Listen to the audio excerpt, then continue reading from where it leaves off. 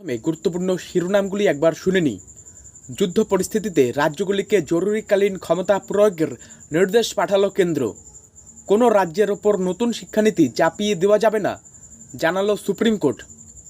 আমাদের আকাশ আমরা নিয়ন্ত্রণ করি, মিসাইল ধ্বংস করে বার্তা ভারতের। বালুচিস্তানের স্বাধীনতা ঘোষণা করলেন মির ইয়ার। ভারতের উপর F-16 হামলায় আমেরিকার কড়া বার্তা পাকিস্তানকে, সন্ত্রাস থেকে বিচ্ছিন্ন হন। 36টি স্থানে পাকিস্তানের 400 ড্রোন ও হামলার চেষ্টা, ব্যবহৃত হয় তুরস্কের ড্রোন, জানালো বিদেশ মন্ত্রক ও ভারতীয় সেনা। বীরভূমে ফের জঙ্গি গ্রেপ্তার, রাষ্ট্রদ্রোহে উস্কানি ও মগজ ধোলাইয়ের অভিযোগে ধৃত 2 জেএমবি সদস্য। চলুন বিস্তারিত খবরে। তার আগে চ্যানেলে প্রথমে থাকলে চ্যানেলটিকে সাবস্ক্রাইব করুন, ভিডিওটিকে অবশ্যই লাইক করুন। বর্তমান পরিস্থিতি সম্পর্কে আপনার কি মতামত কমেন্টে জানান। কেন্দ্রীয় স্বরাষ্ট্র মন্ত্রকের তরফে দেশের সব রাজ্য ও কেন্দ্রশাসিত অঞ্চলগুলির সরকারকে অসামরিক প্রতিরক্ষা বিধি অনুযায়ী জরুরি বা আপৎকালীন ক্ষমতা জারির নির্দেশ দিয়েছে। পাকিস্তানের সঙ্গে সীমান্ত উত্তেজনা বৃদ্ধি নিয়ে শুক্রবার জাতীয় নিরাপত্তা উপদেষ্টা অজিত দোভাল ও আইবি প্রধানের সঙ্গে জরুরি বৈঠকের পরেই স্বরাষ্ট্র মন্ত্রক এই নির্দেশিকা পাঠায়। স্বরাষ্ট্র মন্ত্রকের সূত্রে জানা গিয়েছে, শুক্রবার সব রাজ্যের স্বরাষ্ট্র সচিব ও প্রশাসনকে সিভিল ডিফেন্স বিধি অনুযায়ী আপৎকালীন ক্ষমতা জারির কথা বলা হয়েছে। এই নির্দেশের প্রাথমিক কারণই হলো আগাম সতর্কতামূলক বিবিধ ব্যবস্থা গ্রহণ করতে হবে রাজ্য সরকারগুলিকে। সিভিল ডিফেন্স রুলস 1968-র 11 নম্বর বিধি অনুসারে যুদ্ধ পরিস্থিতিতে যদি শত্রু শিবির থেকে হামলা ধেয়ে আসে, তাহলে রাজ্যগুলি বিশেষ ক্ষমতা প্রয়োগ করতে পারে। এই বিশেষ আপৎকালীন ক্ষমতার মধ্যে রয়েছে নাগরিকদের জীবন সম্পত্তি রক্ষায় নিজ দায়িত্বে দ্রুত পদক্ষেপ করতে পারা, অত্যাবশ্যকীয় পরিষেবা যেমন বিদ্যুৎ, জল সরবরাহ এবং পরিবহন ব্যবস্থা সচল স্বাভাবিক রাখা। স্থানীয় প্রশাসন যেমন পুরসভাগুলিকে এইসব জরুরিকালীন পরিষেবা জারি রাখতে হয় নিজস্ব তহবিল থেকে। সর্বোপরি পুরসভাগুলির নিত্য নৈমিত্তিক দায়িত্ব পালনের চেয়েও অগ্রাধিকার ভিত্তিতে পালন করতে হয়।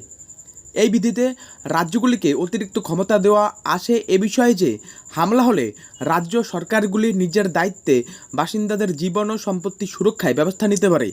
একই সঙ্গে জীবন ধারণের অনুকূল অত্যাবশ্যকীয় পরিষেবায় ঘাটতি যাতে না ঘটে। কেন্দ্রের নতুন জাতীয় শিক্ষানীতি নিয়ে বড় পর্যবেক্ষণ সুপ্রিম কোর্টের। স্পষ্ট জানানো হলো, এই শিক্ষানীতি প্রয়োগ করাতে কোনো রাজ্যকে বাধ্য করা যাবে না। শুক্রবার এক মামলায় বিচারপতি জেবি পাদ্রিওয়ালা এবং বিচারপতি আর মহাদেবনের বেঞ্চ এমনটাই জানিয়েছে। পাশাপাশি এই সংক্রান্ত জনস্বার্থ মামলাও খারিজ করে দিয়েছে শীর্ষ আদালত। নতুন জাতীয় শিক্ষানীতি নিয়ে দেশের একাধিক রাজ্যের আপত্তি ছিল। কেন্দ্রীয় সরকার এই শিক্ষানীতি বাস্তবায়িত করতে নির্দেশ দিলেও পশ্চিমবঙ্গ, তামিলনাড়ু সহ একাধিক রাজ্য তা মানেনি। স্পষ্ট বলা হয়েছিল, কেন্দ্রের এই নিয়ম তারা মানবে না। তাদের রাজ্যে যে শিক্ষানীতিতে পড়াশোনা চলছে তাতেই চলবে। এরপরই কেন্দ্রীয় নির্দেশ না মানা রাজ্যগুলির বিরুদ্ধে জনস্বার্থ মামলা দায়ের হয়েছিল। মামলাকারীর বক্তব্য ছিল, কেন্দ্রীয় নির্দেশ মেনে জাতীয় শিক্ষানীতি বাস্তবায়িত করলে আখেরে পড়ুয়াদের লাভ, কিন্তু এর বিরোধিতা করে আদতে রাজ্যগুলি ছাত্রছাত্রীদের ক্ষতি করছে, তাদের ভবিষ্যৎ নষ্ট করছে। তাই সুপ্রিম কোর্টের কাছে তার আর্জি ছিল, রাজ্যগুলিকে নির্দেশ দেওয়া হোক কেন্দ্রের জাতীয় শিক্ষানীতি বাস্তবায়ন করার। তার এও যুক্তি ছিল, নতুন শিক্ষানীতির বাস্তবায়ন ঘটাতে রাজ্যগুলি সাংবিধানিকভাবে বাধ্য, কিন্তু দেশের শীর্ষ আদালত এমনটা মনে করছে না। উত্তর এবং উত্তর পশ্চিম ভারতের একাধিক রাজ্যকে নিশানা করেছিল পাকিস্তান। বুধবার রাতের পর বৃহস্পতিবার রাতেও ড্রোন এবং মিসাইল হামলার পরিকল্পনা করেছিল তারা। কিন্তু ভারত শুধু সেই ছক ব্যর্থই করেনি, পাল্টা হামলা করে পাকিস্তানের অধিকাংশ জায়গা তছনছ করেছে। আর এরপরই পড়শি দেশকে কড়া বার্তা দিয়েছে ভারতীয় সেনা। জম্মু কাশ্মীর থেকে শুরু করে গুজরাট, রাজস্থান, পাঞ্জাবের বিস্তীর্ণ অঞ্চলে হামলার ছক করেছিল পাকিস্তান। ড্রোনের মাধ্যমে মিসাইল লঞ্চ করেছিল তারা, কিন্তু ভারতের এয়ার ডিফেন্স সিস্টেমের কাছে সেগুলি নাস্তানাবুদ হয়েছে। কোনো মিসাইল ভারতের মাটি ছোঁয়া তো দূর, মাটির 500 মিটারের মধ্যেও আসতে পারেনি। পাকিস্তানের সেই হামলার চেষ্টা প্রতিরোধ করার পরই ভারতের কড়া হুঙ্কার, আমাদের আকাশ আমরা নিয়ন্ত্রণ করি।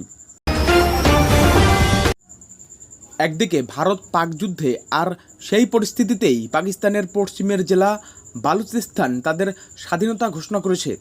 প্রখ্যাত বালোচ লেখক এবং সমাজকর্মী মীর ইয়ার বালোচ পাকিস্তান থেকে বালুচিস্তানের স্বাধীনতা ঘোষণা করলেন এক সোশ্যাল মিডিয়া পোস্টে। এরই সঙ্গে নয়াদিল্লিতে একটি বালোচ দূতাবাস খোলার জন্য ভারত সরকারের অনুমতি চেয়েছেন তিনি। মীর ইয়ার বালোচ জনগণের অধিকারের পক্ষে সরব থাকার জন্য পরিচিত। সোশ্যাল মিডিয়া প্ল্যাটফর্ম এক্সে ধারাবাহিক পোস্টে তিনি বালুচিস্তানের বাসিন্দাদের উপর পাকিস্তানের অত্যাচারের কথা তুলে ধরেন। এই আবহে পাকিস্তানে ভারত অভিযান চালাতেই বালুচিস্তানের সঙ্গে স্বাধীনতা ঘোষণার দাবি মীর ইয়ারের। তিনি রাষ্ট্রসংঘকে বালুচিস্তানে শান্তিরক্ষা বাহিনী পাঠানোর আহ্বান জানান এবং পাকিস্তান সেনাবাহিনীকে ওই এলাকা ত্যাগ করার জন্য দাবি জানান। ভারত ও পাকিস্তানের মধ্যে সাম্প্রতিক সংঘর্ষ মারাত্মক আকার ধারণ করেছে। এই আবহে বালোচ বিদ্রোহীদের গতিবিধি যে বাড়ছে সেটাই স্বাভাবিক। এই প্রেক্ষাপটে মীর ইয়ারের এই বিবৃতি সামনে এলো। ভারতের বিরুদ্ধে F-16 যুদ্ধবিমান ব্যবহার করে হামলা চালানোয় এবার বড় বিপাকে পাকিস্তান। যুক্তরাষ্ট্রের তীব্র প্রতিক্রিয়ায় কাঁপছে ইসলামাবাদ। মার্কিন বিদেশ সচিব মার্কো রুবি সরাসরি ফোনে পাকিস্তান সরকারকে কড়া বার্তা দিয়ে জানিয়ে দিয়েছেন, সন্ত্রাসবাদের সঙ্গে সম্পর্ক ছিন্ন না করলে ফল ভয়াবহ হবে। সূত্র অনুযায়ী পাকিস্তান ভারতের আকাশ সীমানায় F-16 দিয়ে হামলা চালায় এবং ভারত সেই বিমানটি ভূপাতিত করে, পাইলটকে আটক করে। পরে ভারত বিষয়টি যুক্তরাষ্ট্রকে অবহিত করে। উল্লেখযোগ্যভাবে F-16 বিক্রির সময় আমেরিকা পরিষ্কার জানিয়ে দিয়েছিল, এই যুদ্ধবিমান কেবল আত্মরক্ষার কাজে ব্যবহার করা যাবে, আক্রমণের জন্য নয়। এই ঘটনার পরিপ্রেক্ষিতে ওয়াশিংটনের কূটনৈতিক মহলে প্রবল প্রতিক্রিয়া তৈরি হয়েছে। মার্কো রুবির কড়া ভাষা ও সতর্কবার্তা এটি স্পষ্ট করছে যে সন্ত্রাসবাদের বিরুদ্ধে আমেরিকা এখন আরও কঠোর নীতি নিতে যাচ্ছে। পাকিস্তানের ওপর চাপ বেড়েছে আন্তর্জাতিক মহলেও। বৃহস্পতিবার মধ্যরাতে পাকিস্তান সেনা ভারতের বিভিন্ন সীমান্ত অঞ্চল লক্ষ্য করে একাধিকবার হামলার চেষ্টা চালায়। ভারতের বিদেশ মন্ত্রক ও সেনাবাহিনীর যৌথ সাংবাদিক বৈঠকে জানানো হয়, পাকিস্তান অন্তত 36টি জায়গায় 300 থেকে 400 বার ড্রোন ও গোলাবর্ষণ করে ভারতের নিরাপত্তা ভাঙার চেষ্টা করে। ভারতীয় সেনার কর্নেল সোফিয়া কুরেশি জানান, পাকিস্তান ভারতীয় সেনা ছাউনিগুলিকে নিশানা করেছিল এবং একাধিকবার ভারতের আকাশসীমা লঙ্ঘনের চেষ্টা চালায়। ভারতীয় সেনা সতর্ক অবস্থানে থেকে প্রতিটি আক্রমণের চেষ্টা প্রতিহত করেছে। বহু ড্রোন গুলি করে নামানো হয়, যেগুলির ফরেনসিক তদন্তে জানা যায় সেগুলি তুরস্কে তৈরি। এই আক্রমণের মূল উদ্দেশ্য ছিল ভারতের অভ্যন্তরে গোপনে তথ্য সংগ্রহ এবং সেনাঘাঁটি ধ্বংস। ভারত পাকিস্তান সংঘাতের উত্তপ্ত আবহে পশ্চিমবঙ্গের বীরভূম জেলা থেকে ফের গ্রেপ্তার 2 জামাতুল মুজাহিদিন বাংলাদেশ জঙ্গি। বৃহস্পতিবার গভীর রাতে রাজ্য STF অভিযান চালিয়ে নলহাটি ও মুরারাই থেকে গ্রেপ্তার করে আজমল হোসেন ও সাহেব আলী খান নামে 2 28 বছর বয়সী যুবককে।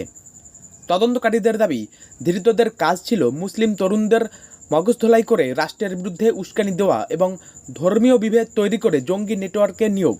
তারা এনক্রিপ্টেড মাধ্যমে রাষ্ট্রদ্রোহী বার্তা ছড়িয়ে দিত। এদের সংগঠনের লক্ষ্য ছিল ভারতে গাজওয়াতুল হিন্দ প্রতিষ্ঠা। সূত্রের খবর, আজমল আগে বাংলাদেশে অনুপ্রবেশ করে জেহাদি কার্যকলাপে অংশগ্রহণ করেছিল, এমনকি বিস্ফোরক তৈরি ও অস্ত্র জোগাড়ের পরিকল্পনাও করেছিল তারা। STFের তথ্য অনুসারে তাদের বিদেশি জঙ্গি সংগঠনের সঙ্গে নিয়মিত যোগাযোগ ছিল এবং আর্থিক লেনদেনও চলত। শুধু তাই নয়, ঘটনার মাত্র 2 দিন আগেই বীরভূমের নলহাটিতে বিপুল পরিমাণে বিস্ফোরক উদ্ধার হয়েছিল। পুলিশ অনুমান করছে এই জঙ্গিদের সঙ্গে সেই বিস্ফোরকের যোগ থাকতে পারে।